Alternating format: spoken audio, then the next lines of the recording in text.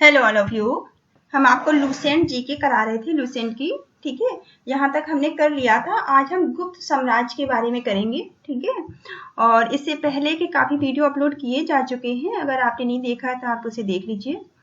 अगर आप किसी भी कम्पिटेटिव एग्जाम की तैयारी कर रहे हैं तो ये आपके लिए बहुत इंपॉर्टेंट हो जाती है, लुसेंट की बुक। ठीक है, इसे आप अच्छे से देखिए। और इसकी आपको जैसे कि पता है, इसकी 2 बुक्स हैं। ठीक है, एक तो ये डिटेल वाली है जिसे हम कर रहे हैं, और दूसरी आपकी वस्तुनिष्ठ है। ठीक है, जो ऑब्जेक्टिव टाइप की है, क्वेश्चन आंसर जिसमें दिए गए हैं। तो हम दोनों को करेंगे साथ साथ। ये जो हम डिटेल वाली कर रहे हैं, इसका जब हिस्ट्री वाला पोर्शन कंप्लीट हो जाएगा फिर हम इसके आपको क्वेश्चन आंसर भी करा देंगे। ठीक है, जो ऑब्जेक्टिव वाली बुक है आपकी। तो ये अभी हम हिस्ट्री वाला पोर्शन कर रहे हैं। तो चलिए इसके आगे का करते हैं। इससे पहले वाले वीडियो अगर आपने नहीं देखे तो आप देख लीजिए, प्लेलिस्ट चेक कर लीजिए, वहाँ आपको सारे मिल जाएंगे। ठीक है, अगर आप किसी और सब्जेक्ट का भी वीडियो बनवाना चाहते हैं तो आप मुझे बता सकते हैं। ठीक है, गुप्त साम्राज्य। गुप्त साम्राज्य का उदय 3री शताब्दी के अंत में प्रयाग के निकट कौशाम्बी में हुआ। ठीक है, जो गुप्त साम्राज्य था, गुप्त साम्राज्य का उदय कब हुआ था? 3री शताब्दी। ठीक है, 3री शताब्दी के अंत में, 3री शताब्दी के अंत में। और कहाँ हुआ है? कौशाम्बी नाम आप याद रखेंगे। ठीक है, कौशाम्बी के निकट हुआ है। गुप्त वंश का संस्थापक श्रीगुप्त। गुप्त वंश के संस्थापक कौन थे? श्रीगुप्त थे। ठीक है, इन्होंने 240, इनका राज रहा है 240 से 280 ईसा तक रहा है। ठीक है, तो गुप्त वंश के संस्थापक कौन थे? श्रीगुप्त थे। आप ये नाम याद रखेंगे कि संस्थापक कौन थे गुप्त वंश के? श्रीगुप्त थे। कब से कब तक इनका राज रहा है? 240 से 280 तक। ठीक है, श्रीगुप्त का उत्तराधिकारी घटोत्कच था। ठीक है, अब श्रीगुप्त का उत्तराधिकारी कौन था? घटोत्कच। ठीक है, घटोत्कच ने कब तक रहे हैं? ये 280 से 320 ईसा तक रहे हैं। ठीक है, घटोत्कच जो थे, घटोत्कच श्रीगुप्त के उत्तराधिकारी थे। और 280 के बाद, 280 से घटोत्कच आ गए, ये 200 और 320 तक ये रहे हैं। ठीक है, गुप्त वंश का प्रथम महान साम्राज्य चंद्रगुप्त प्रथम। ठीक है, चंद्रगुप्त प्रथम जो थे वो गुप्त वंश के एक महान सम्राट रहे हैं। ठीक है, चंद्रगुप्त प्रथम गुप्त वंश के एक महान सम्राट थे, आप याद रखेंगे। यह 320 में गद्दी में बैठे हैं। ठीक है, घटोत्कच के बाद में 320 में कौन गद्दी पर बैठा है? ये चंद्रगुप्त प्रथम। ठीक है, जो गुप्त वंश के काफी महान सम्राट थे। इन्होंने लिच्छवी राजकुमारी कुमार देवी से विवाह किया था। ठीक है, इन्होंने लिच्छवी राजकुमारी कुमार देवी से इन्होंने विवाह किया था। इसने महाराधिराज जो थे, इसके महाराजाधिराज की उपाधि धारण की थी। ठीक है, इन्होंने किसकी उपाधि धारण की थी? महाराजाधिराज। ठीक है, इन्होंने आपसे पूछा जा सकता है किसकी उपाधि धारण की थी, तो इन्होंने किसकी उपाधि धारण की थी? महाराजाधिराज की इन्होंने उपाधि धारण की थी।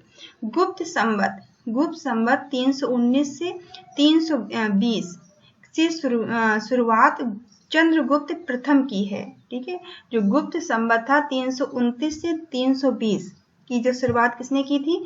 चंद्रगुप्त प्रथम ने की थी इसकी शुरुआत। ठीक है, चंद्रगुप्त प्रथम का उत्तराधिकारी समुद्रगुप्त हुआ। ठीक है, ये आप नाम याद रखेंगे। नाम एक डिटेल में लिख लीजिए आप किसी पेपर पे। ठीक है, पहले कौन आया, उसके बाद कौन आया, उसके बाद कौन आया, इस तरह से। ठीक है, तो चंद्रगुप्त प्रथम का उत्तराधिकारी कौन हुआ? चंद्रगुप्त प्रथम के उत्तराधिकारी समुद्रगुप्त हुए। इनके बारे में तो आपको पता ही होगा। ठीक है, तो चंद्रगुप्त प्रथम के उत्तराधिकारी कौन थे? समुद्रगुप्त। ठीक है, समुद्रगुप्त चंद्रगुप्त प्रथम के उत्तराधिकारी थे। 365 में राजगद्दी पर बैठे। और ये जो समुद्रगुप्त थे ये 335 में राजगद्दी पर बैठे। इसमें आर्यव्रत के 9 शासक, ठीक है, इन्होंने आर्यव्रत के 9 शासकों और दक्षिणवर्तियों के 12 शासकों को पराजित किया था। ठीक है, जो समुद्रगुप्त थे इन्होंने आर्यव्रत के 9 शासकों को और दक्षिणवर्त के 12 शासकों को इन्होंने पराजित किया था। इन्हीं विजयों के कारण इसे भारत का नेपोलियन भी कहा जाता है। देखिए बहुत बार क्वेश्चन पूछा गया है कि भारत का नेपोलियन किसे कहा जाता है। ठीक है, तो समुद्रगुप्त को भारत का नेपोलियन भी कहा जाता है।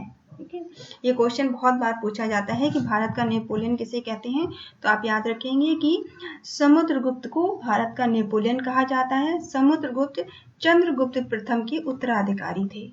ठीक है, समुद्रगुप्त का दरबारी कवि हर्षेण था। ठीक है, हर्षेण जो थे वो समुद्रगुप्त के दरबारी थे। ठीक है, हर्षेण समुद्रगुप्त के कौन थे? दरबारी कवि थे, याद रखेंगे आप। इसने इलाहाबाद प्रसिद्ध लेख की रचना की थी। ठीक है, इन्होंने किसकी रचना की थी? ये जो हर्षेण थे, इन्होंने किसकी रचना की थी? इलाहाबाद प्रशस्ति। ठीक है, इलाहाबाद प्रशस्ति लेख की इन्होंने स्थापना भी की थी, रचना की थी। समुद्रगुप्त विष्णु का उपासक था। समुद्रगुप्त किसके उपासक थे? समुद्रगुप्त जो थे विष्णु भगवान के उपासक थे। ये विष्णु भगवान को ये मानते थे, इनकी पूजा करते थे। ठीक है, तो समुद्रगुप्त विष्णु भगवान के उपासक थे। समुद्रगुप्त ने अश्वमेधकर्ता की उपाधि धारण की थी। ठीक है, समुद्रगुप्त थे, इन्होंने किसकी उपाधि धारण की थी? अश्वमेधकर्ता की। ठीक है, समुद्रगुप्त ने अश्वमेधकर्ता की उपाधि धारण की थी। समुद्रगुप्त संगीत प्रेमी थे। ये बहुत बार पूछा जाता है कि संगीत प्रेमी समुद्रगुप्त जो थे संगीत प्रेमी थे। इसका पता किससे चलता है? ऐसा अनुमान उनके सिक्कों पर उसे वीणा वादन करते हुए दिखाया गया है। जो समुद्रगुप्त के जो सिक्के थे, उन सिक्कों पे समुद्रगुप्त को वीणा बजाते हुए दिखाया गया है, वीणा वादन करते हुए दिखाया गया है। इसलिए इससे ये अंदाजा लगाया जाता है कि जो समुद्रगुप्त थे वो संगीत प्रेमी थे। ठीक है, तो इनको कैसे पता चलता है कि समुद्रगुप्त संगीत प्रेमी थे? उन्हें उनके सिक्कों पर वीणा बजाते हुए दिखाया गया है समुद्रगुप्त को। ठीक है, ये पूछा गया है, बहुत बार पूछा जाता है ये वाला आंसर इसका। समुद्रगुप्त ने विक्रम की उपाधि धारण की थी। समुद्रगुप्त ने किसकी उपाधि धारण की थी? विक्रमक। ठीक है, विक्रमक की उपाधि समुद्रगुप्त ने धारण की थी। इसे कविराज भी कहा जाता है। अब देखिए, समुद्रगुप्त को कविराज भी कहा जाता है। ठीक है, समुद्रगुप्त को क्या कविराज भी कहा जाता है, और विक्रमक की उपाधि इन्होंने धारण की थी। समुद्रगुप्त का उत्तराधिकारी चंद्रगुप्त द्वितीय था।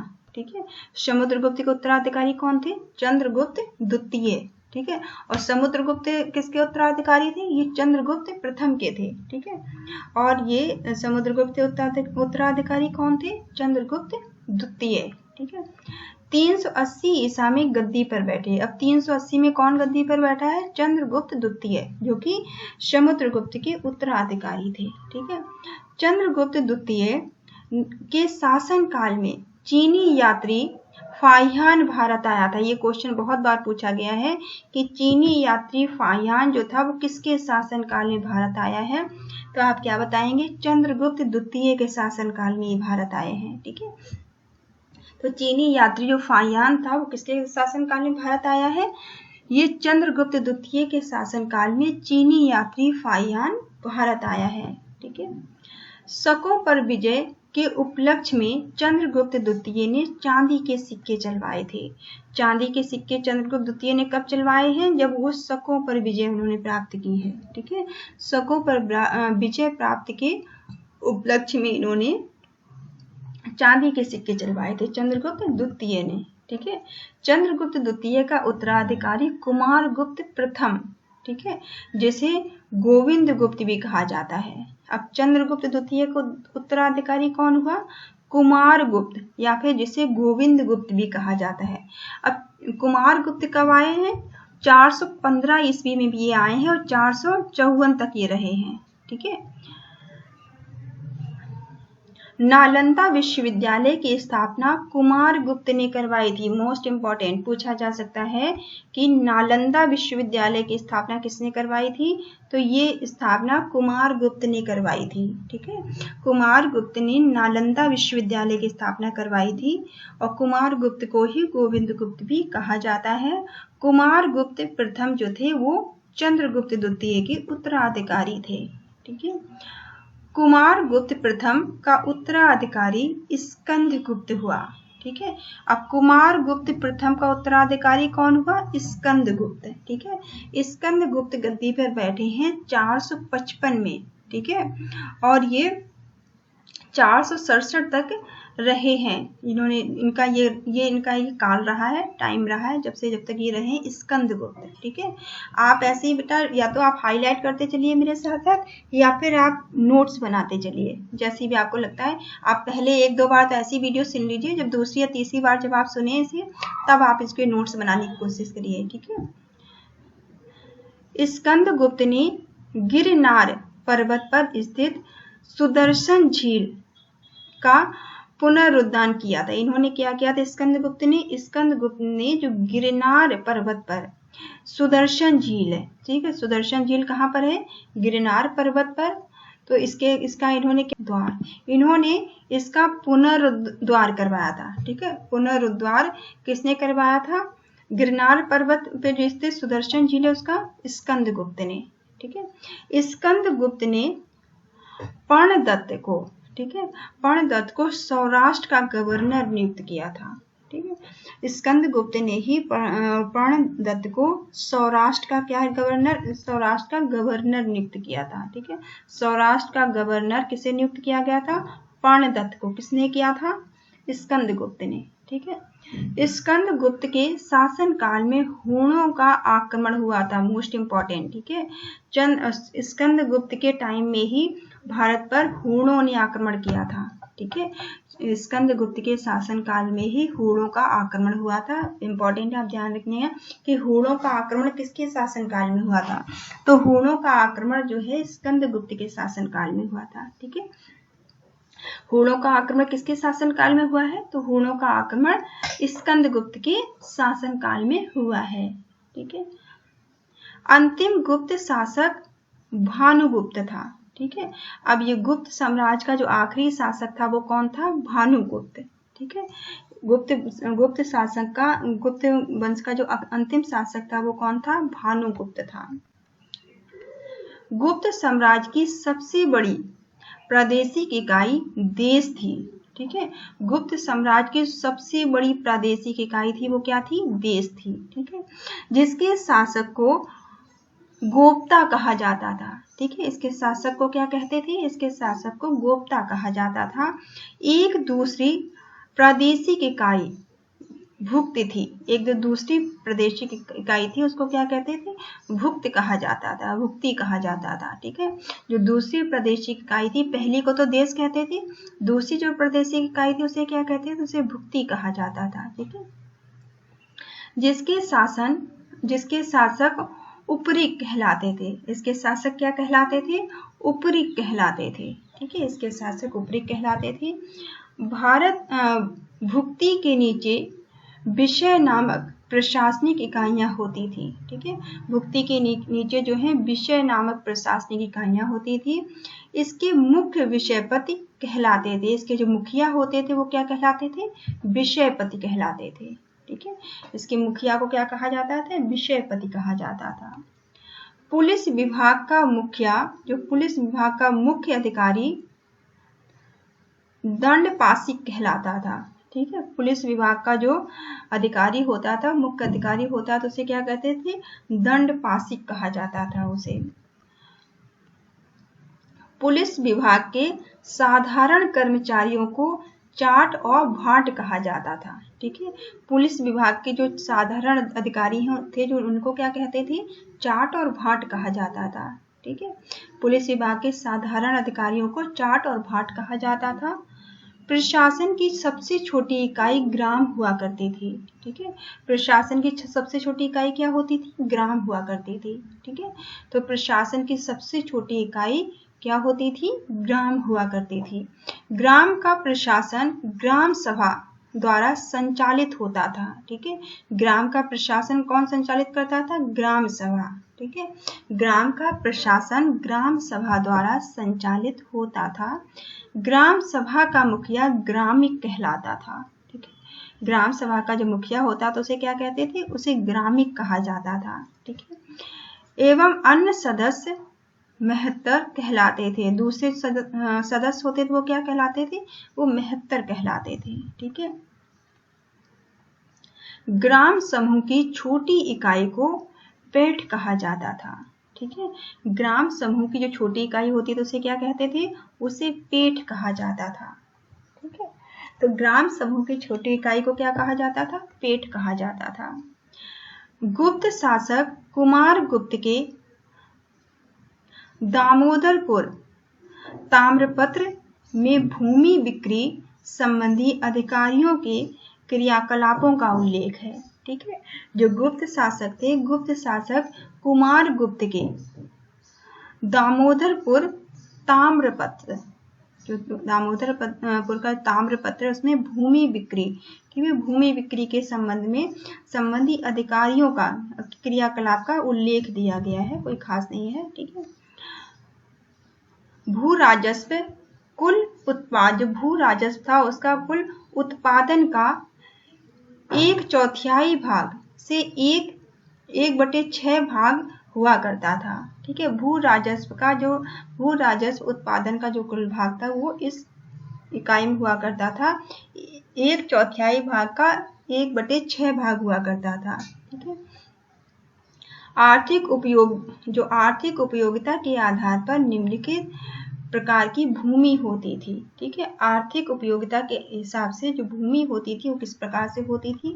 पहला है आपका है क्षेत्र। ठीक है। कृषि करने योग्य क्षेत्र। ठीक है। पहला क्या है? क्षेत्र, जो कि कृषि करने योग्य क्षेत्र, ऐसी भूमि जहां पर कृषि की जा सके। ठीक है। पहला ये था कि ऐसी भूमि जो उपयोगी, जो उपजाऊ भूमि जिसे कहते हैं, जहां पर अच्छी पैदावार हो सके, अच्छी कृषि हो सके।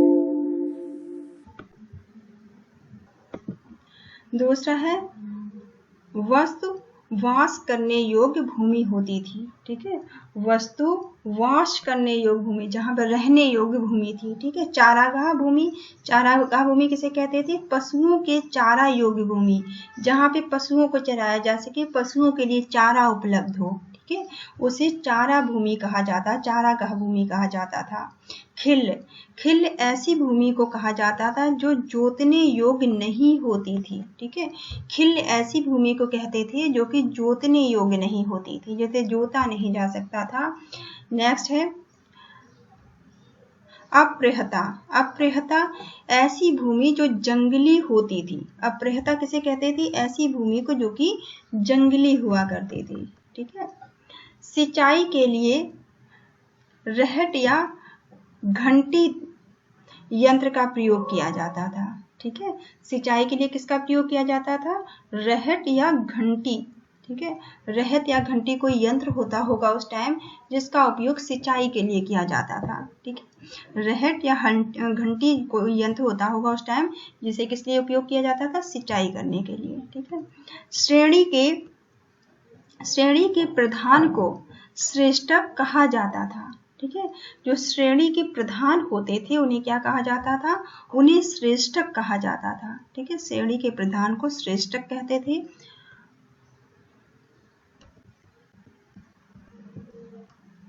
नेक्स्ट है गुप्त काल में उज्जैन सर्वाधिक महत्वपूर्ण व्यवसायिक केंद्र था। उज्जैन आपको पता है ना एमपी में है।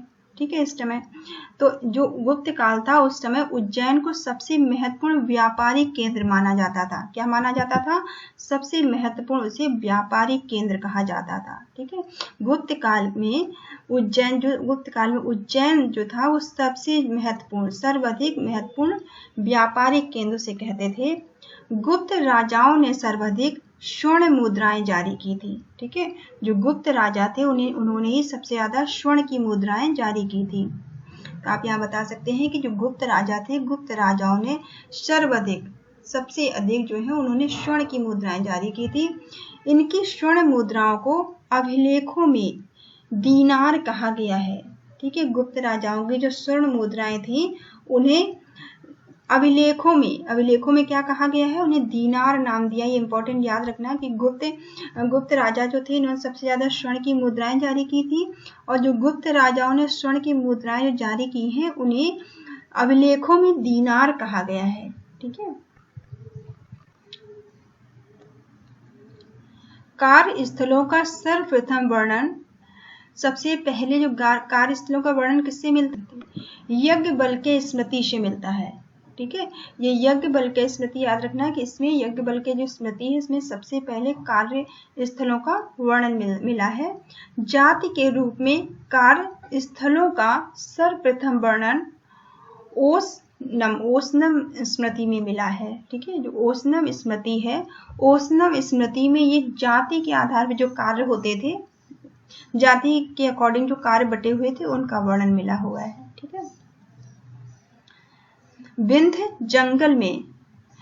जंगल में शावर जाति के लोग अपने देवताओं को मनुष्यों का मांस चढ़ाते थे। ठीक है, जो विंध्य जंगल में शावर जाति के, ठीक है, जो शावर जाति के लोग थे वो अपने देवताओं को मनुष्यों का मांस चढ़ाते थे।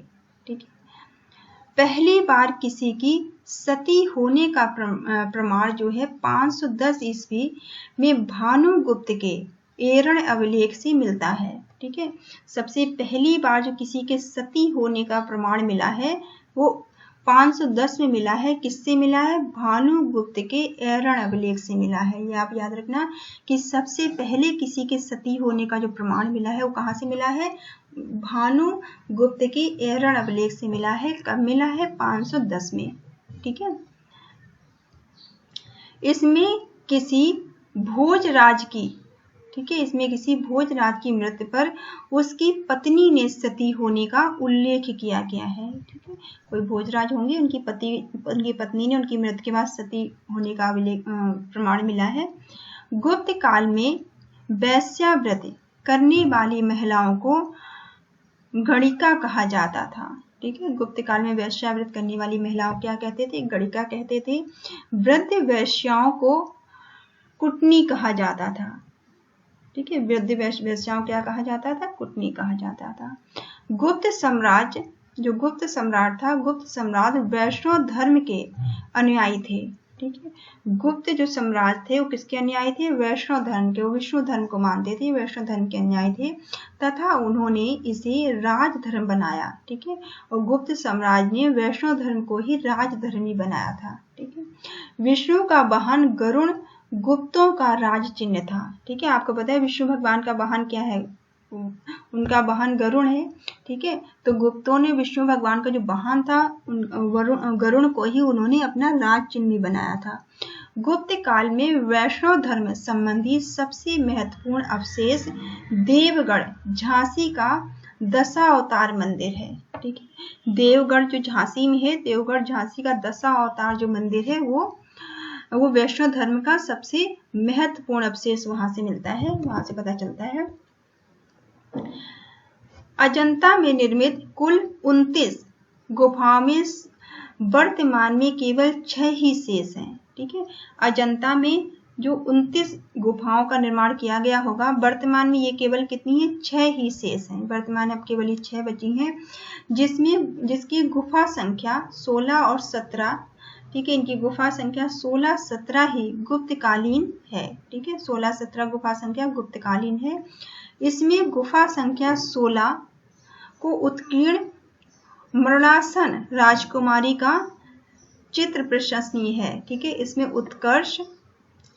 उत्कीर्ण जो राजकुमारी थी मृणासन राजकुमारी का चित्र प्रशंसनीय है इसमें। ठीक है, इसमें एक चित्र बना है किसी राजकुमारी का 16 गुफा में। गुप्त गुफा की संख्या 17, जो गुफा की संख्या 17 है, चित्र को चित्रशाला कहा जाता है। ठीक है, गुफा संख्या 17 का जो चित्र है उसे क्या कहते हैं? उसे चित्रशाला कहा जाता है। इस चित्रशाला में बुद्ध के जन्म, ठीक है, इस चित्रशाला में बुद्ध के जन्म, जीवन और महाविनिष्क्रमण और महापरिनिर्वाण की घटनाएं भी इसमें निर्माण। ठीक है, तो इनमें जो बुद्ध थे उनके जन्म और जीवन का महाविनिष्क्रमण, ठीक है, आप याद रखेंगे इनके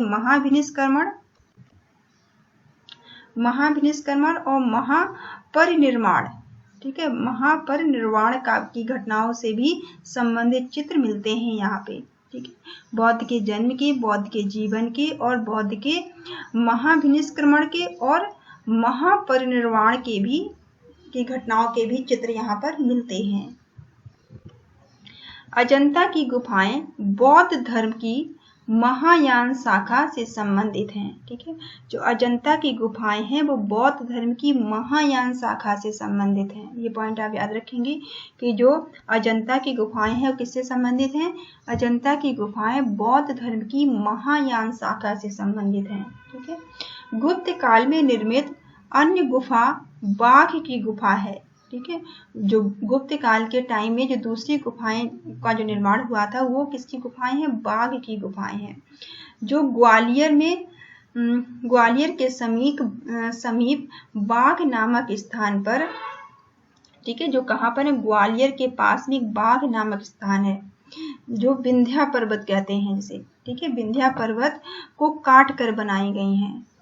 ठीक है, ये जो बाघ की गुफाएं हैं ग्वालियर में, ग्वालियर के पास में बाघ नामक कोई स्थान है, वहां पे विंध्या पर्वत को काट के इन्हें बनाया गया है। ठीक है,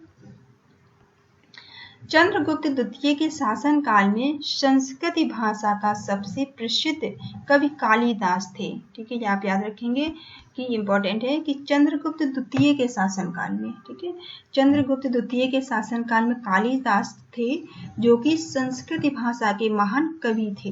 ठीक है, कालिदास संस्कृत भाषा के महान कवि थे और वो किसके शासनकाल में थे? चंद्रगुप्त द्वितीय के शासनकाल में। ठीक है, चंद्रगुप्त द्वितीय के दरबार में रहने वाले आयुर्वेदाचार्य धनंतरी थे। ठीक है, जो धनंतरी थे, धनंतरी चंद्रगुप्त द्वितीय के दरबार में रहने वाले आयुर्वेदाचार्य थे। गुप्त काल में विष्णु शर्मा द्वारा लिखित पंचतंत्र संस्कृत, ठीक है, गुप्त काल में ही विष्णु शर्मा ने पंचतंत्र लिखा है। ठीक है, पहली बात आप ये याद रखेंगे कि गुप्त काल में ही विष्णु शर्मा, पंचतंत्र आपने सुना होगा पंचतंत्र की कहानियों के बारे में, तो पंचतंत्र जो है वो संस्कृत भाषा में है और विष्णु शर्मा के द्वारा ये लिखा गया है, को संसार का सर्वाधिक प्रचलित ग्रंथ कहा जाता है। ठीक है, ये दुनिया का सबसे ज्यादा प्रचलित ग्रंथ कहा जाता है पंचतंत्र को। ठीक है, और पंचतंत्र विष्णु शर्मा ने लिखा है, इसलिए संस्कृत में इन्होंने लिखा है इसे, और वो उस टाइम का सबसे ज्यादा प्रचलित एक ग्रंथ से माना जाता है। तो गुप्त काल में विष्णु शर्मा द्वारा लिखित पंचतंत्र संस्कृत में है का संसार का सर्वाधिक प्रचलित ग्रंथ माना जाता है, इसे आप याद रखेंगे। बाइबल के बाद इसका स्थान दूसरा है, मोस्ट इंपॉर्टेंट, देखिए पॉइंट इंपॉर्टेंट है, बाइबल के बाद में पंचतंत्र का दूसरा स्थान है। ठीक है, बाइबल के बाद में पंचतंत्र का कौन सा स्थान है? दूसरा स्थान है। इसे 5 भागों में बांटा गया है। ठीक है, पंचतंत्र को 5 भागों में डिवाइड किया गया है। 5 तंत्र इसके क्या है? मित्र भेद, पहला क्या है? मित्र भेद। ठीक है, फिर मित्र लाभ, मित्र भेद, मित्र लाभ, संधि विग्रह, तीसरा क्या है? संधि विग्रह। ठीक है, तीसरा क्या है? संधि विग्रह, और लब्ध प्रणाश, और चौथा क्या है? लब्ध प्रणाश। ठीक है, चौथा क्या है? लब्ध प्रणाश, और अपरीक्षा कारित्व, और क्या है? अपरीक्षा कारित्व, पांचवा क्या है? अपरीक्षा कारित्व है। ठीक है, नेक्स्ट है आर्यभट्ट ने आर्यभट्टयम, ठीक है, जो आर्यभट्ट थे इनने आर्यभट्टयम एवं सूर्य सिद्धांत नामक ग्रंथ लिखे हैं। ठीक है, आर्यभट्ट ने कौन कौन से ग्रंथ लिखे हैं? आर्यभट्टयम, ठीक है, आर्यभट्टयम और सूर्य सिद्धांत नामक इन्होंने ग्रंथ लिखे हैं। इसी ने सर्वप्रथम बताया था कि पृथ्वी सूर्य के चारों ओर घूमती है। ठीक है, आर्यभट्ट बहुत इंपॉर्टेंट है ये, आर्यभट्ट ने सबसे पहले बताया था कि पृथ्वी जो है सूर्य के चारों ओर घूमती है। ठीक है, तो आर्यभट्ट के लिखे हुए ग्रंथ क्या क्या है? आर्यभट्टयम और सूर्य सिद्धांत। ठीक है, इन्होंने ये 2 ग्रंथ लिखे हैं, और आर्यभट्ट ने ही सबसे पहले ये बताया था कि पृथ्वी जो है सूर्य के चारों ओर घूमती है। ठीक है, चलिए ऊपर के देख लेते हैं पॉइंट। मंदिर और स्थान, ये कुछ मंदिर हैं और स्थान है, कोई सारे नहीं, आप कुछ इंपॉर्टेंट याद कर लीजिएगा जो इजीली आपको याद हो जाए। जैसे विष्णु मंदिर, ठीक है, विष्णु मंदिर कहाँ पे है? तिगवा, जबलपुर, मध्य प्रदेश। ठीक है। तिगवा ये जो स्थान कौन सा है, तिगवा है विष्णु मंदिर का, और ये जबलपुर में मध्य प्रदेश में है। मध्य प्रदेश में जबलपुर शहर है ना, वहां पर ही तिगवा विष्णु मंदिर है। शिव मंदिर, ठीक है, शिव मंदिर भूमरा, ठीक है, शिव मंदिर किस स्थान पर है, भूमरा स्थान पर, जो नागौदा मध्य प्रदेश में है। ठीक है, ये भी स्थान मध्य प्रदेश में है।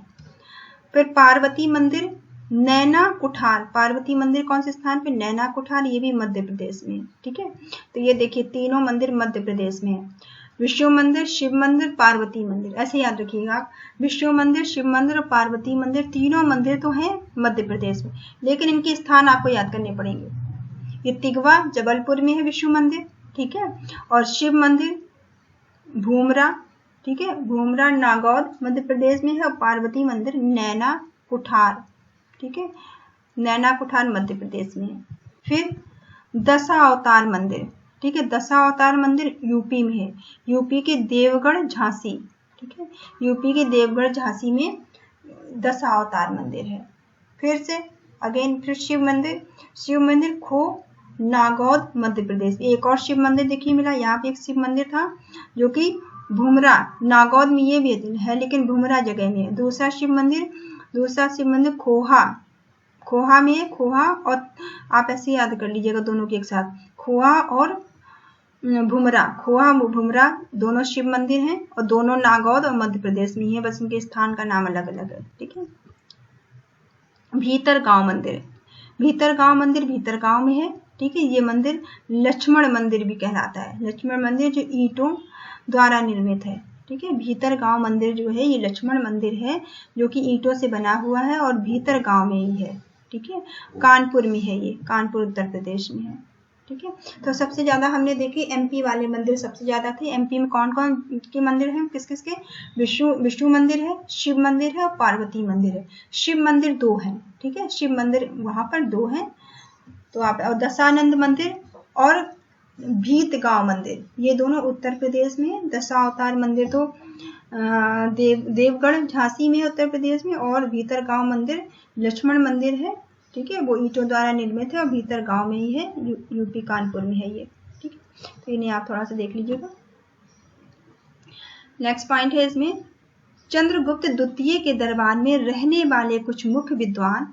जब चंद्रगुप्त द्वितीय के दरबार में जो रहने वाले विद्वान कौन कौन से थे, आर्यभट्ट, ठीक है, आर्यभट्ट के बारे में भी हमने पढ़ा है, जिन्होंने सबसे पहले बताया था कि पृथ्वी सूर्य का चक्कर लगाती है। ठीक है, सूर्य के चारों ओर घूमती है, और आर्यभट्ट ने 2 अपनी किताबें ग्रंथ 2 लिखे हैं, जो पहला था आर्यभट्टियम और दूसरा है सूर्य सिद्धांत। ठीक है, तो दूसरे कौन थे, आर्यभट्ट की बात हो गई। दूसरे बारहमिहिर, ठीक है, दूसरे कौन है, बारहमिहिर है, और धनवंतरी, तीसरे कौन है, धनवंतरी। ठीक है, तीसरे कौन है इनके, धनवंतरी है जो विद्वान है, और चौथे कौन है, ब्रह्मगुप्त। ठीक है, चौथे कौन है, ब्रह्मगुप्त, ये विद्वान है जो कि चंद्रगुप्त द्वितीय के दरबार में रहते थे। तो आप एक बार और देखिए, आर्यभट्ट जो आपको अच्छी तरह मेरे ख्याल से याद हो गया होगा। ठीक है, आर्यभट्ट, बारहमिहिर, ठीक है, बारहमिहिर, और थर्ड कौन है, धनवंतरी। ठीक है, धनवंतरी और ब्रह्मगुप्त, तो ये 4 लोग विद्वान हैं जो इनके दरबार में रहते थे। पुराणों की वर्तमान रूप में रचना गुप्त काल में हुई है। ठीक है, मोस्ट इंपोर्टेंट पॉइंट, जो पुराणों की वर्तमान रूप में जो रचना हुई है वो गुप्त काल में ही हुई है। ठीक है, पुराणों की वर्तमान रूप में जो रचना की गई है कब हुई है, गुप्त काल में हुई है। इसमें ऐतिहासिक परंपराओं का उल्लेख है। ठीक है, इसमें क्या उल्लेख किया गया है, ऐतिहासिक परंपराओं का। ठीक है, गुप्त काल में चांदी के सिक्के को रुपए का कहा जाता था। ठीक है, चांदी के सिक्के को गुप्त काल में क्या कहते थे, रुपए का। ठीक है, रुपए का चांदी के सिक्के को गुप्त काल में कहते थे। यज्ञवाल्क्य, नारद, कात्यायन और बृहस्पति स्मृतियों का संचय, स्मृतियों की रचना गुप्त काल में हुई है। ठीक है, गुप्त काल में कौन कौन सी स्मृतियों की रचना हुई है, यज्ञवाल्क्य, ठीक है, यज्ञवल्क्य और नारद, कल्याण और कात्यायन, ठीक है, कात्यायन और बृहस्पति स्मृतियों की रचना किसके काल में हुई है? गुप्त काल के टाइम में। ठीक है। मंदिर बनाने की कला का जन्म गुप्त काल में हुआ है। देखिए मोस्ट इंपॉर्टेंट, मंदिर बनाने की कला कब विकसित हुई है? गुप्त काल में विकसित हुई है। ठीक है। मंदिर बनाने की जो कला है वो कब विकसित हुई है? गुप्त काल में ही विकसित हुई है मंदिर बनाने की कला। ठीक है। लास्ट पॉइंट है, सांस्कृतिक उपलब्धियों के कारण गुप्त काल को भारतीय इतिहास का स्वर्ण युग कहा जाता था। ठीक है। भारतीय इतिहास का स्वर्ण युग किसको कहा जाता था? गुप्त काल को कहा जाता था। ठीक है। क्यों कहा जाता था? सांस्कृतिक उपलब्धियों के कारण। ठीक है। सांस्कृतिक उपलब्धियों के कारण गुप्त काल को स्वर्ण युग कहा जाता था भारतीय इतिहास का। ठीक है। भारतीय इतिहास का स्वर्ण युग किसे कहते थे? गुप्त काल को। ठीक है। क्यों कहा जाता था? सांस्कृतिक उपलब्धियों के कारण। ये पॉइंट आप याद रखेंगे। चलिए इस वीडियो को यहीं खत्म करते हैं। इसके बाद के नेक्स्ट वीडियो में हम यहाँ से करेंगे। ठीक है। पुष्यभूति वंश और वर्धन वंश के से करेंगे हम नेक्स्ट वीडियो में। ठीक है। तो thank you all of you, thank you for watching. आप मेरे चैनल को लाइक करिए, शेयर करिए, सब्सक्राइब करिए और बेल आइकॉन को प्रेस कर लेना ताकि जो भी मैं वीडियो अपलोड करूँ वो आपको टाइम से मिल जाए। ठीक है। Thank you all of you.